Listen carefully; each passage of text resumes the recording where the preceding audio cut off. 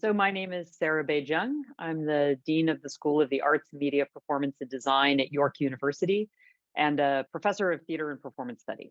So why I refer to a good civic practice as a palimpsest. So a palimpsest is a visual but also a literary term that refers to uh, when things are layered on top of one another, that you can still see through each layer to what was there before. And the idea is that when we're talking about a palimpsest in literature, for example, is that an adaptation, for example, that reveals its source material while also being visible as an adaptation is a kind of dual vision.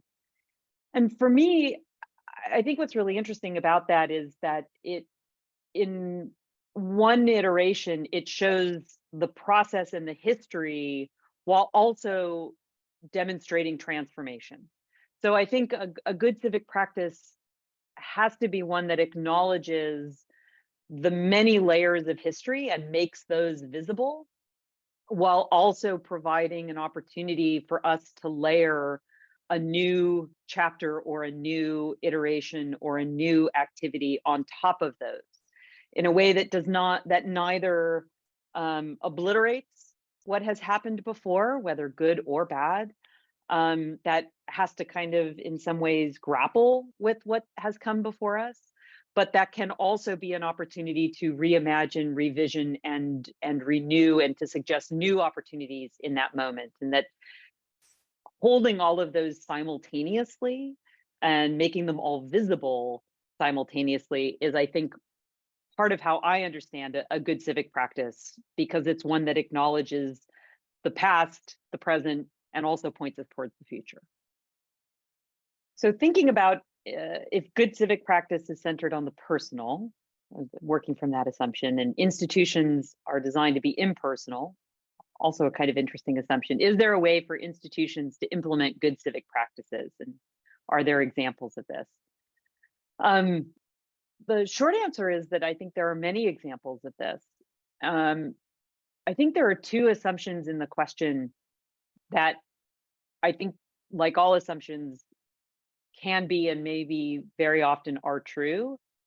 And yet, I think there are interesting exceptions to those as well. So I do believe a good civic practice is personal. More to the point, I think a good civic practice must be interpersonal and relational.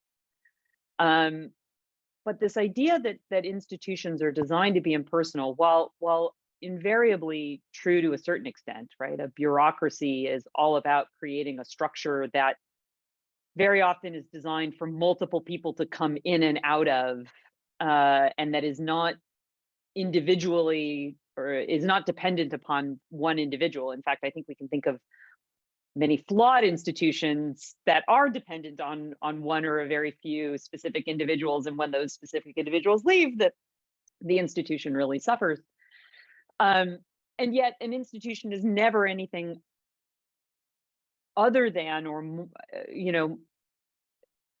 can never be completely separated from the people who make up and participate and are part of that institution. So I'll take the example of a university, right? A university is obviously an infrastructure. There are buildings and policies and governance structures and rules and finances and a whole lot of structures that are frankly impersonal and interchangeable. And at the end of the day, a university is also a whole lot of people building community and relationships with one another. And so I think the goal always has to be how to create the most opportunities one can within an institution for those kinds of relational dynamics, both within and across the institution, between the institution and communities, to facilitate and to leverage the resources and the infrastructure of the institution in support of people. And it's very easy to let an institution exist for an institution. And I think, any organization of sufficient size starts trending in those directions. So I think we have to be very deliberate about the choices that we make, about the policies that we set, and about daily practices. And this is where I think the notion of civic practice, the emphasis has to be as much on the practice as it does on the civic, which is that it is a constant iterative activity that we kind of daily, and perhaps even more often than that, attend to in a very concentrated and deliberate way. So the question here is has to do with value as a equivalent to elitism, or scarcity as a proxy for excellence. And that notion, I think, fundamentally is one deeply rooted in a kind of, in many colonial histories. It has at its core a kind of extractive assumption and the mentality of a zero-sum resource management, right? There is a finite amount of something, a resource, and so the more I have of it, the less you have of it. And so that inevitably puts us in a kind of default competitive landscape, right? Where I define how much I need or how much I want, and then I both seek to acquire and to defend.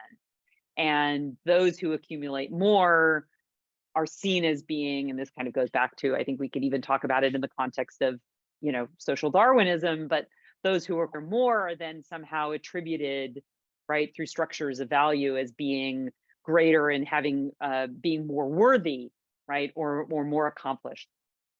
What's interesting is that, whether one agrees or disagrees with the kind of resource, material economic model or not, is the way we then carry that mentality over into things in which there is truly no lack of a resource.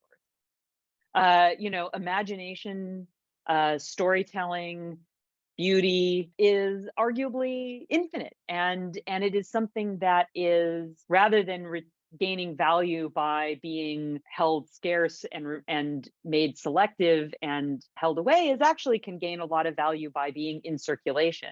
I think about the example that people gave around Joshua Bell playing violin I think he was in the DC Metro subway system, and what people would be willing to pay to see Joshua Bell perform, in Carnegie Hall, versus the number of people who weren't even willing to pay with their time to stop and listen to him play in the subway.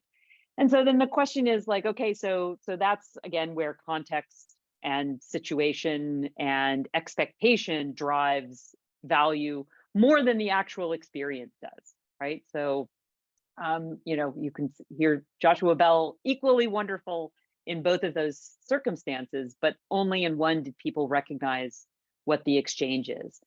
And so if we're sort of getting to the second part of this question, which is how might we turn the tables of this perception, I think one of it is simply recognizing historically where these perceptions and these limitations come from, where they emerged, who they benefit and who they disadvantage, and then really thinking more imaginatively about, is this really a scarce resource?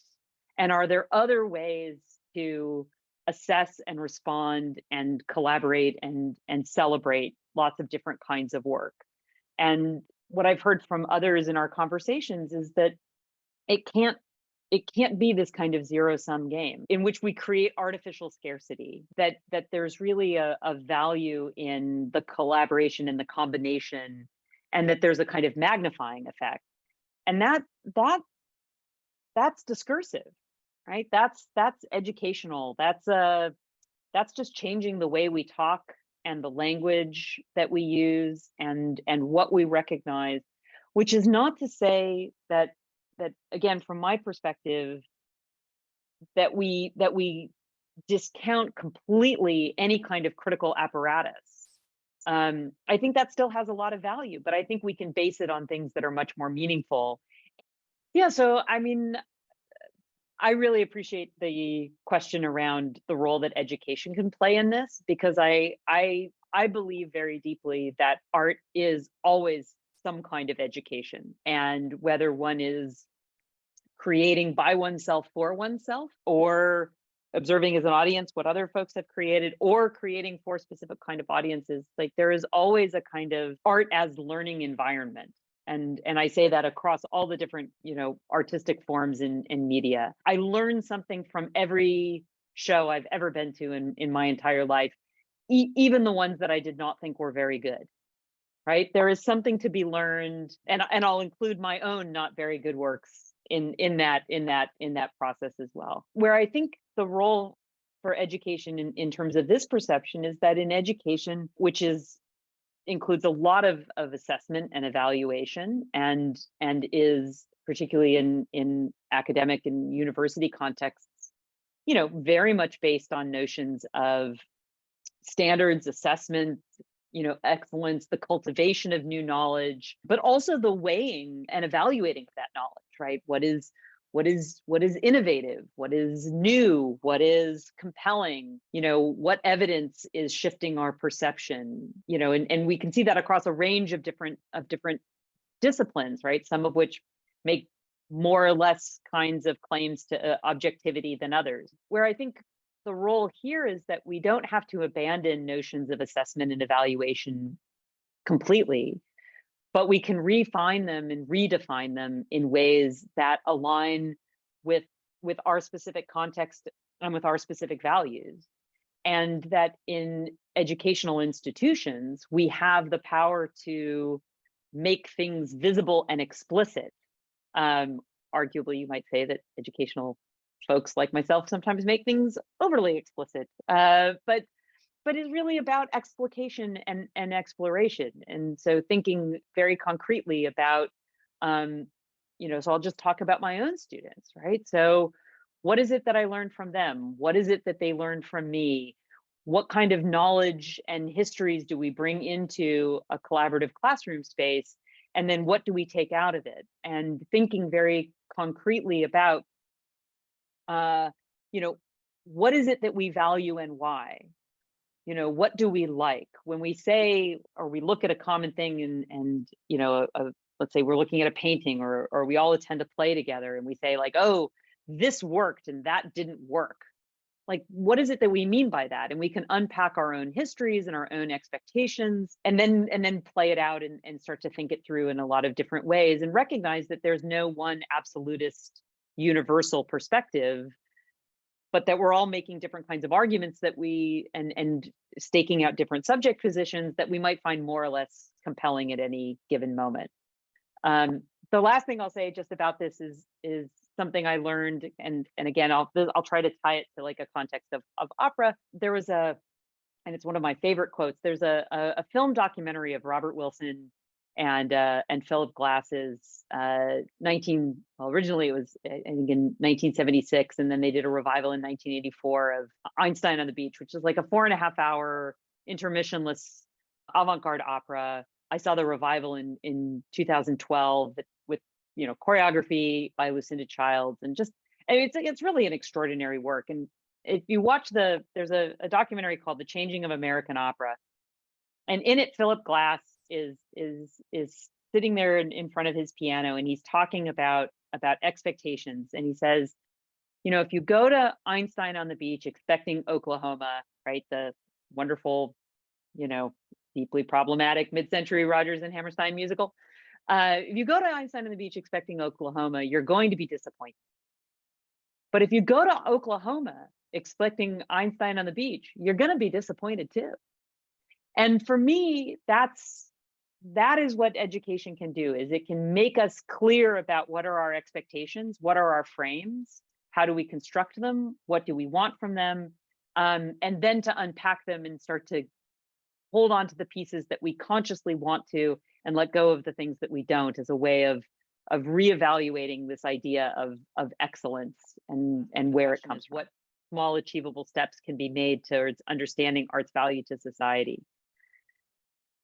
As someone who has sort of been working in this area for, the better part of 3 decades now, I think the question always somehow comes back to, I'll know it when I see it, and trust me, it's valuable. And there's always this kind of rhetorical argument, and I have no disagreement with that at all.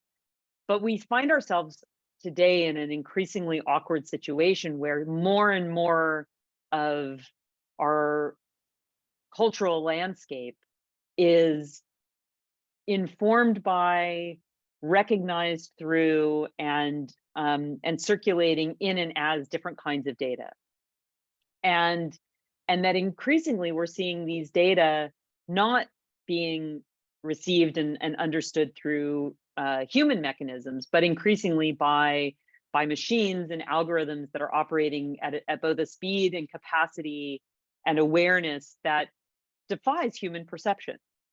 And yet, if you look at things like, Twitter algorithm or the Facebook algorithm or, Google search, right?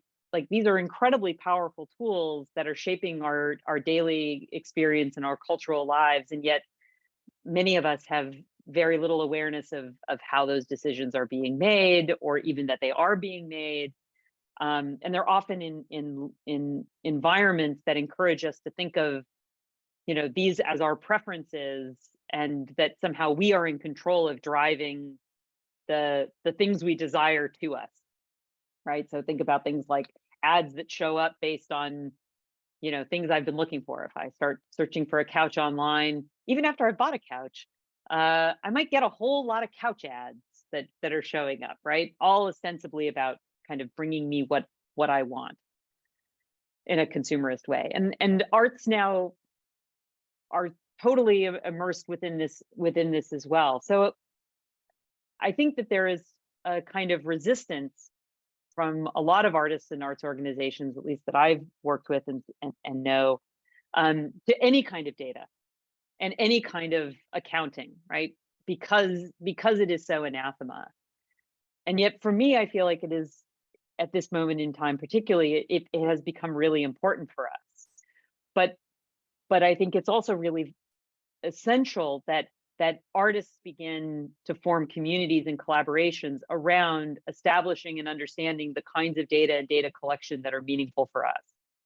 And that may be, you asked about sort of small achievable steps. I think one is just kind of redefining our vocabulary, and not seeding, data as a 4-letter word simply to numeracy or certain kinds of collections, but recognizing, the incredible rich information and data as stories that the arts create, circulate, and also account for. I mean, oral histories, storytelling has been, humans' most, original form of data collection and dissemination, right? It was how we collected information about the world. It was how we analyzed it, whether that was through metaphor or re-experience or the retelling.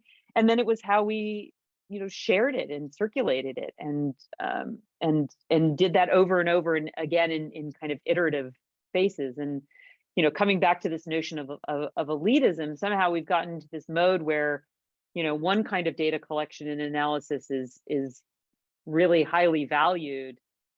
And another kind of data collection and analysis is, really commonplace and not very valued. And I think the arts in this particular moment have the opportunity to pull together these two different dimensions of stories and information and accounting of the human experience, and to start establishing a different kind of vocabulary and a different kind of data analysis that is driven not by numbers but by narratives, and not by institutional mechanisms or algorithms, but by artists, and to facilitate and recognize that there's lots of different kinds of expertise that we can draw on across different dimensions that are not necessarily, or that don't necessarily need to remain incompatible or oppositional to one another, but can be complementary and help us to explore this. And I know that there are a lot of really great people working, Culture Creates is one, Arts Pond is another.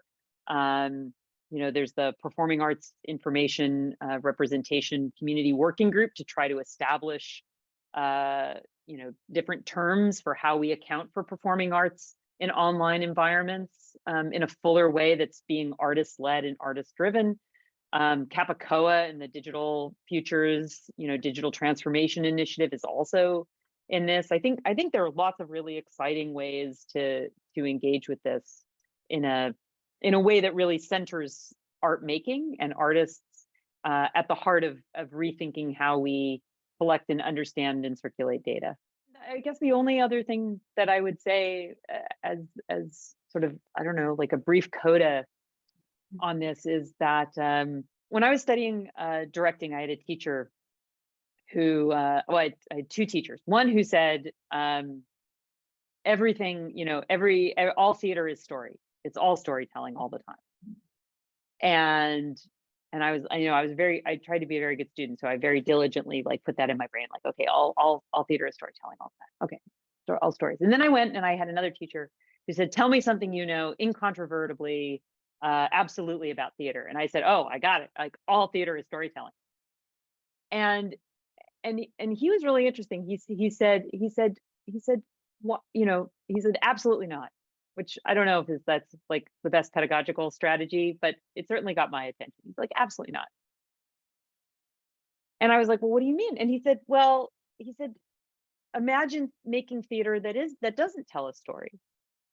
And so I kind of went through and played around, and he's like, yeah, you know, like theater always, like the story is always there. Like someone's going to draw a story or take a story, whether it's what you intended or not. So why would you invest if all theater is going to tell a story, why would you invest your time and energy in it anyway? Like, wouldn't you focus on something else? And I've always kind of kept these two dichotomies with me, right? Like all theater is a story, and so you should tell me a story, and all theater is a story, so forget about telling a story. And I think that when we start to think about arts as a civic practice, there's a kind of inevitability, right? Like how does art function without being a civic practice, right? It always is, even when it's invisible, right? It's in and through its communities. And yet at the same time, there is something that might be gained by dedicating a particular kind of attention. And I think that that's really the idea that I think is most fundamental here, which is that arts as a good civic practice is always iterative. It's something that has to be taken up time and time again. It's repetitive, but it's also a function less of action or doing and more of attention. I think art as a civic practice is something that we are all doing all the time, whether we are artists or citizens or a combination of the two. And so maybe arts as a good civic practice is simply bringing our attention and awareness to different kinds of intersections and relations that allow us to think through and to see new moments, new opportunities, or you know, past histories and experiences in new ways.